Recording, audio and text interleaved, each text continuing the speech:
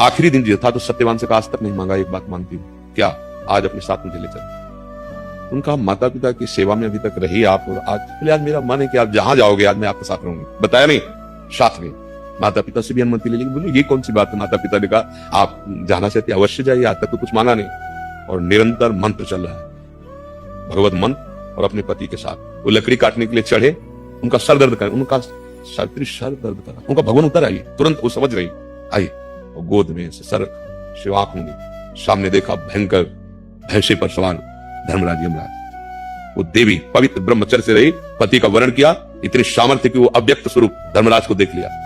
धर्मराज ने यमपास से जीवात्मा को शरीर से निकाल लिया, चल पड़े।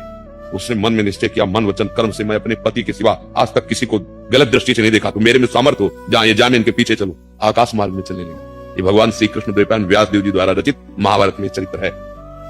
पीछे मुड़ के देखा चूड़ी और नूपुरों की खंकार से, तो उनका देवी यह असंभव है, तुम हमारे साथ हमारे लोक में नहीं जा सके, क्योंकि मृत्यु लोक का शरीर है, और सत्यवान के सिवा तुम अगर कोई वरदान मांगो तो मैं दे दूंगा, क्योंकि तुम पति से प्रेम करती हो ये देख करके। तो उनका हमारे सास ससुर का राज्य जो छिन गया है वो उनको प्राप्त हो जाए, उनके नेत्र प्राप्त हो जाए, तथास्तु ऐसा ही। फिर चले, फिर पीछे देखा है, उनका बेटी तुमसे कहा फिर भी मैं प्रसन्न हूं, एक वरदान और मांग लो। तो उनका मैं अपने पिता की अकेली पुत्री हूं, उनके पुत्र हो जाए, तथास्तु। देखो दोनों कुल पावन कर देती है पतिव्रता। फिर धर्मराज, उनका बेटी मैं तुम पे बहुत प्रसन्न हूं क्योंकि तुम पवित्र हो, एक वरदान और मांग लो बस, तो जल्दी से उनका मेरे भी पुत्र हो जाए, उनका तथास्तु। अब वो जल्दी में ये नहीं समझ पाया कि मतलब अब उन्होंने कहा आप पीछे क्यों आ रहे हो। तो उनका भगवान आपको पता होना चाहिए मैं पतिव्रता हूं, और पुत्र केवल पति से ही प्राप्त होता है, आपको हमारे पति की छोड़ने। तो उनका धन्य है, धन्य, मेरी बुद्धि को भी ठग लिया, मतलब आपके धर्म में इतनी सामर्थ्य, पातिव्रत धर्म में, जाओ बेटी।